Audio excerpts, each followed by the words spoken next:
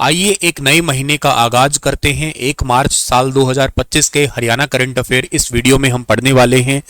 एक महीना और बीत गया है, फरवरी फर फर करते निकल गई है समझो। अब तो मार्च महीना आ गया है। तैयारी और अच्छे से करिएगा, जल्दी आप लोगों के पेपर आने वाले हैं और आप लोग अपना सिलेबस है बहुत अच्छे से पकड़ में रख लीजिएगा, रिवीजन में रख लीजिएगा। और के साथ साथ अगर आप लोग हरियाणा जीके की तैयारी कर रहे हैं तो वैसे तो आप लोग प्रतिज्ञा बैच है वो ले सकते हैं। प्रतिज्ञा बैच जो है वो अभी फिलहाल के लिए रिकॉर्डेड बैच है, तो आप उसको 2x की स्पीड पे कंप्लीट जो है ना देख सकते हैं। और उसमें अपडेट तो वैसे होते ही रहते हैं, करंट अफेयर्स वगैरह उसके अंदर ऑलमोस्ट तो अपडेट है। कुछ रिमेनिंग 1-2 मंथ की पीडीएफ फाइल और बाकी है, तो वो भी इसमें जल्दी अपडेट हो जाएंगे जिस बच्चों के पास में वो बैच है। एक जल्दी मैं लाइव बैच और लाने वाला हूं और उस बैच का नाम हम लोग इस बार संपूर्ण बैच है वो रखने वाले हैं।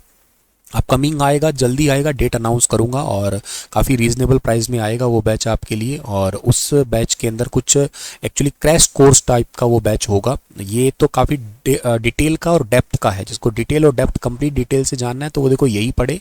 लेकिन एक होता है ना बिगिनर्स होता है, उस बच्चों के लिए तो वो बैच है। लेकिन एक जो पढ़ा हुआ होता है जिसको एक्चुअली थोड़ा और आगे सहारा मिलना होता है, तो क्रैश कोर्स टाइप का बैच होता है ना, वो ये संपूर्ण बैच होगा जो अपकमिंग अभी आएगा। तो उसका डिटेल या कंप्लीट नोटिफिकेशन जो आएगा मैं आपको कंप्लीट बता दूंगा आगे, जैसे ही प्लान करता हूँ उसके बारे में। होली के आसपास है लगभग संभावना, होली के बाद या होली के आसपास, ठीक है।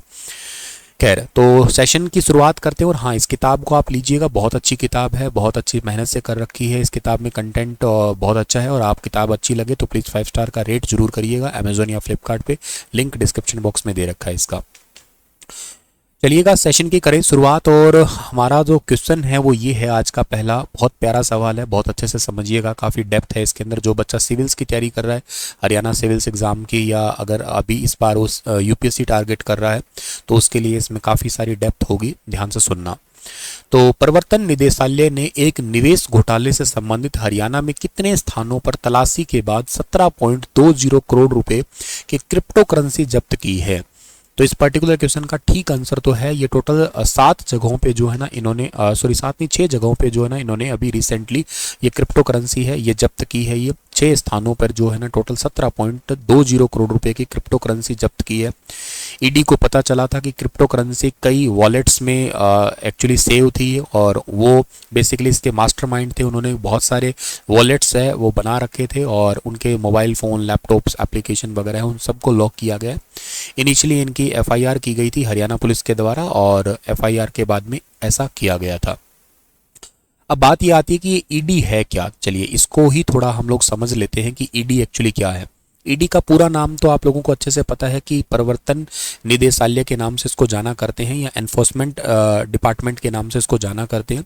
ये एक भारत सरकार की फाइनेंशियल एजेंसी है, फाइनेंशियल कह सकते हो आप लोग, वित्तीय जांच एजेंसी के रूप में काम करती है। जो भी कोई सरकार का नुमाइंदा है या सरकार के नुमाइंदे के अलावा कोई और प्राइवेट पर्सन होगा और आर्थिक रूप से कोई भी किसी भी तरीका से मनी लॉन्ड्रिंग वगैरह करता है तो उनकी जांच करने के लिए यही डिपार्टमेंट है। सर ये ईडी डिपार्टमेंट है ये कब बना था? तो ये बना था डियर 1956 के अंदर बना था। सर इसका हेडक्वार्टर कहाँ पे है? तो इसका हेडक्वार्टर पड़ता है माय डियर न्यू दिल्ली के अंदर इसका हेडक्वार्टर है।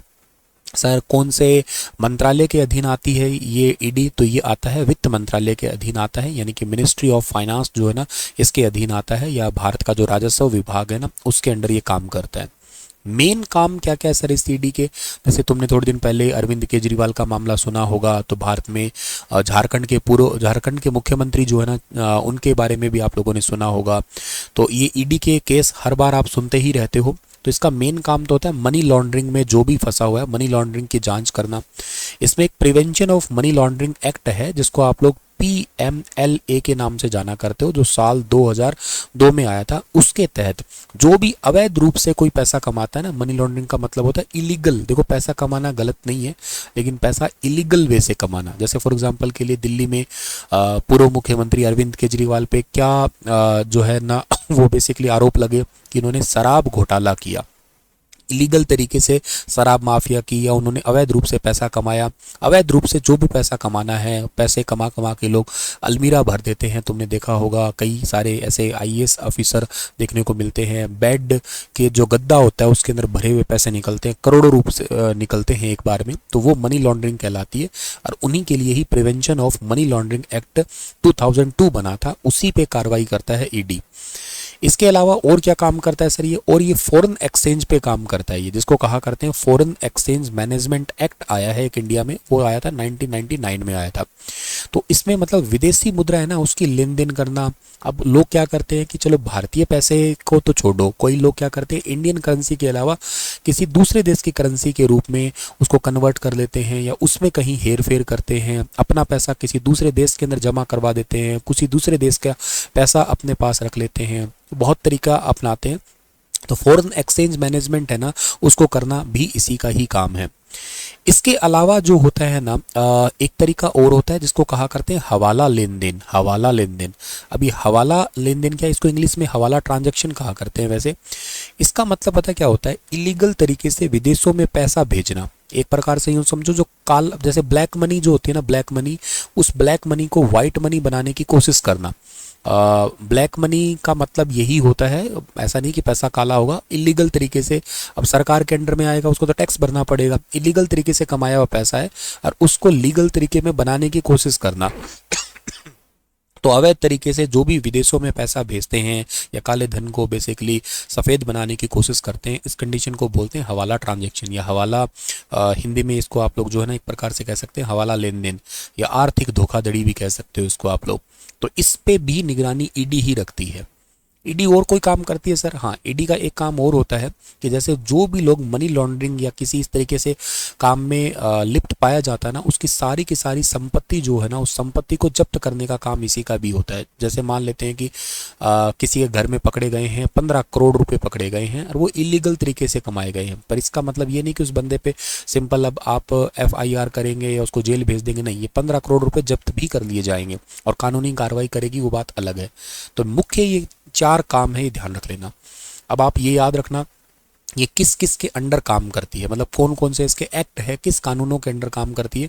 एक तो मैंने अभी आपको बता ही दिया कौन सा है, PMLA, ये खूब न्यूज़ में रहता है, इसका फुल फॉर्म याद कर लेना, prevention of money laundering act बोलते हैं इसको। ये कब आया था? साल 2002 में आया था। तो मनी लॉन्ड्रिंग को रोकने के लिए यही है।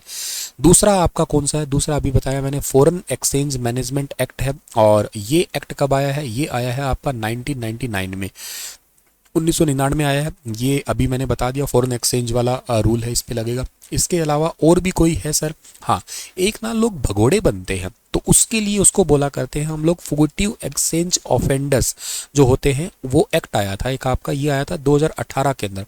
देश छोड़ के भाग जाते हैं। विजय माल्या का एक एग्जाम्पल है, मैं आगे दूंगा आपको वो।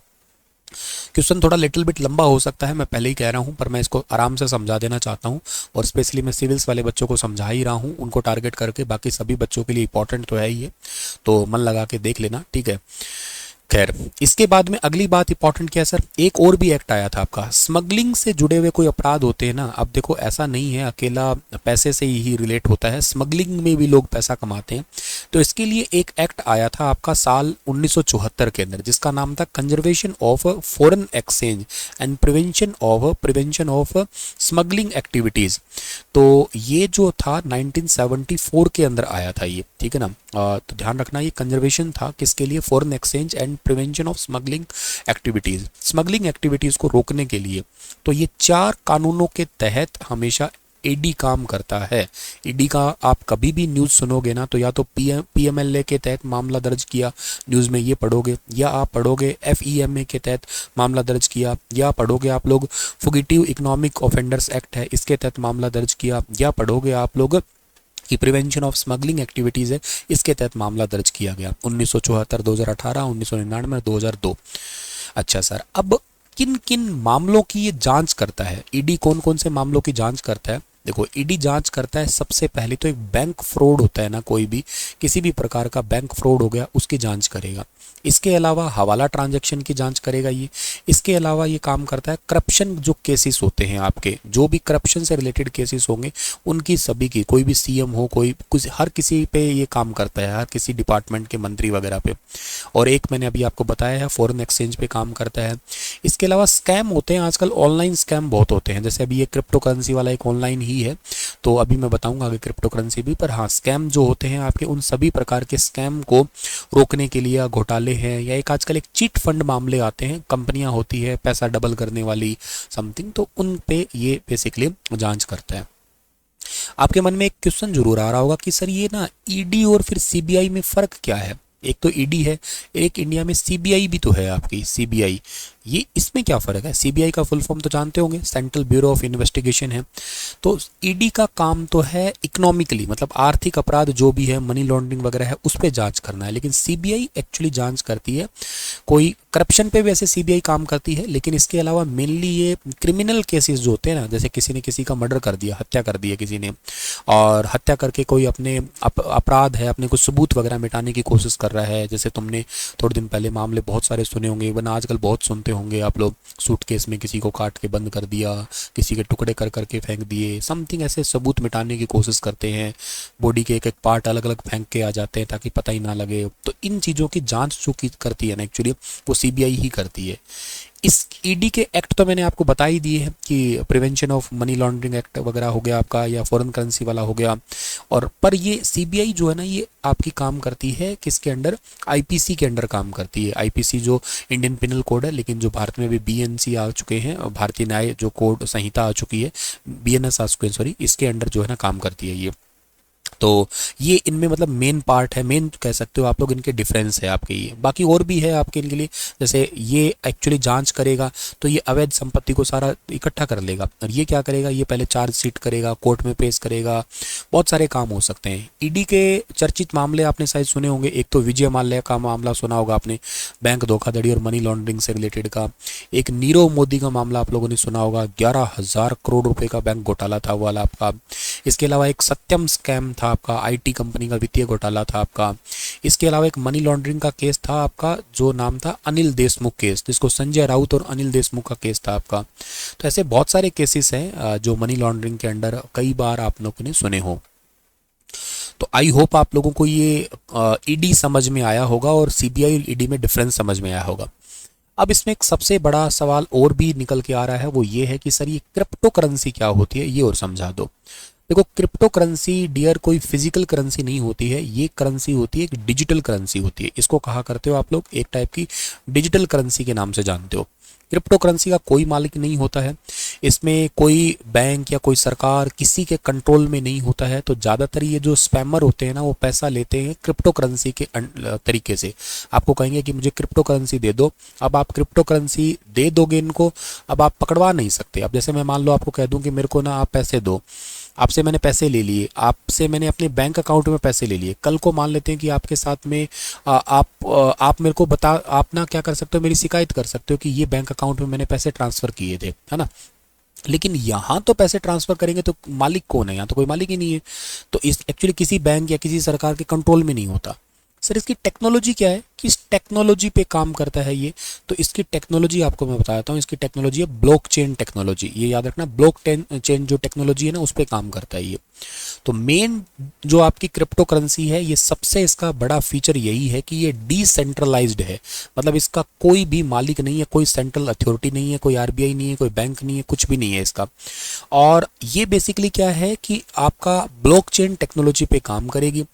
हालांकि क्रिप्टो करेंसी जो है वो सिक्योर तो है, सेफ भी है, होती है ये, लेकिन कंट्रोल में किसी के नहीं है। इशू सबसे बड़ा यही है आपका ये।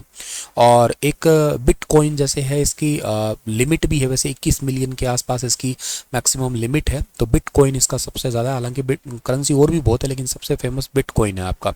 ग्लोबल ट्रांजेक्शन कर सकते हैं और बहुत तेज़ी से ट्रांजेक्शन हो ही रही है। ऐसा नहीं है कि बिटकॉइन एक क्रिप्टो करेंसी है। एक क्रिप्टो करेंसी का नाम आपको मैं और बताता हूँ, लाइट कॉइन करके आती है, लाइट कॉइन, ठीक है, लाइट कॉइन। ये लोग खरीदते भी हैं, गिफ्ट भी करते हैं लाइट कॉइन का।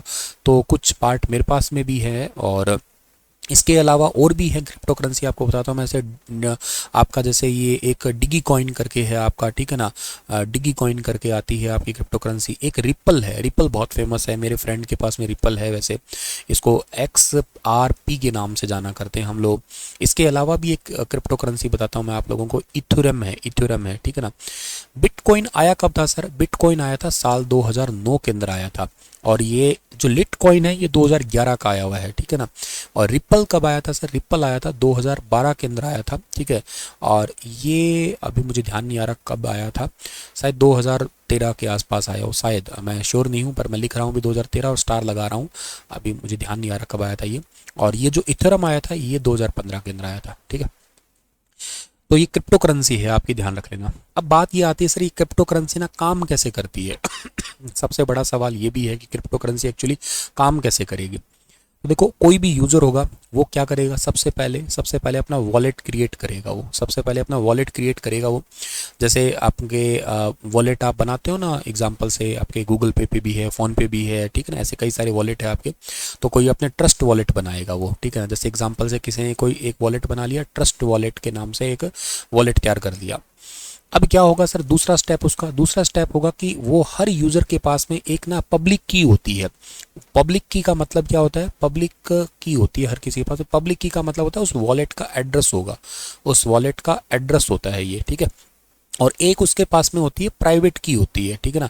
अब ये प्राइवेट की क्या होती है? प्राइवेट की का मतलब उसका सिक्योरिटी कोड है। जैसे आप यूजर नेम और पासवर्ड होते हैं ना आपके, यूँ समझो ये है यहाँ पे। तीसरा काम इसमें क्या होता है? तीसरा काम इसमें होता है ट्रांजैक्शन की रिक्वेस्ट। मतलब जब भी कोई ट्रांजैक्शन होगी ना तो उसका रिकॉर्ड ब्लॉकचेन में स्टोर हो जाएगा आपका। फिर चौथा काम क्या होगा सर? चौथा काम होगा इसमें माइनिंग प्रोसेस होती है। माइनिंग प्रोसेस का मतलब क्या है? ट्रांजैक्शन को वेरीफाई करने के लिए ना छोटे छोटे इसमें मैथमेटिकल प्रॉब्लम सोल्व किए जाते हैं, माइनर कॉम्प्लेक्स होते हैं इसके अंदर। और पांचवा जो काम होता है इसमें, ट्रांजैक्शन कंप्लीट हो जाती है फिर फाइनल, जब ब्लॉक पूरा वेरीफाई हो गया ना तो उसके बाद में आपकी ट्रांजैक्शन वेरीफाई हो जाएगी। क्या सर कोई क्रिप्टो करेंसी के फायदे भी हैं क्या? हाँ, मैं एडवांटेज डिसएडवांटेज दोनों ही बता देता हूँ इसके। देखो, एडवांटेजेस तो इसके हैं कि सबसे पहली बात है कि ये फास्ट ट्रांजैक्शन होता है, कोई इस पर ज़्यादातर कॉस्ट नहीं लगती है, तो लो कॉस्ट ट्रांजैक्शन होता है। मतलब ग्लोबल पेमेंट बिना किसी थर्ड पार्टी के हो सकती है, सबसे बड़ा फ़ायदा इसका यही है। सेकंड फ़ायदा है ये कि सिक्योर है, ट्रांसपेरेंसी भी रहती है, ब्लॉकचेन पे सारे रिकॉर्ड रहते हैं इसके, ठीक ना। ब्लॉकचेन जो होती है ना उसके ऊपर सारे के सारे रिकॉर्ड रहते हैं इस पर। तीसरी बात है, कोई इसका मालिक नहीं है, कोई कंट्रोल नहीं कर रहा है इसको। ये एक्चुअली इसका फ़ायदा भी है, यही इसका नुकसान भी बन जाएगा। तो गवर्नमेंट या बैंक के किसी कंट्रोल नहीं है। चौथी बात है, इस पर रिटर्न बहुत आता है। क्रिप्टो करेंसी के प्राइस जो है ना ऊपर नीचे बहुत होते हैं। जैसे मैंने कहा था ना मेरे पास लिटकॉइन है, तो ये बिटकॉइन, लिटकॉइन, इनके प्राइजेस ना अप डाउन होते रहते हैं। तो कई बार क्या होता है, इसका बेनिफिट बहुत हो जाता है। तो ये बहुत फास्टली ग्रो करते हैं इनके शेयर मार्केट की तरह, तो ये एक हाई रिटर्न्स मिल जाता है बदले में। नुकसान क्या है सर? नुकसान ये है कि प्राइस अप एंड डाउन हो रहा है, वही एक सबसे बड़ा नुकसान है। अब क्या होते हैं कि जिसको नॉलेज नहीं होती, अब किसी ने सुन लिया, जैसे मान लो अब आपने सुन लिया कि अच्छा सर के पास भी क्रिप्टो करेंसी है, मैं भी क्रिप्टो करेंसी ले लेता हूँ, लेकिन आपको नॉलेज नहीं है इसके बारे में कुछ भी, कि कैसे चलाते हैं इसको, क्या इसका यूज है, क्या आपको कुछ भी आइडिया नहीं है।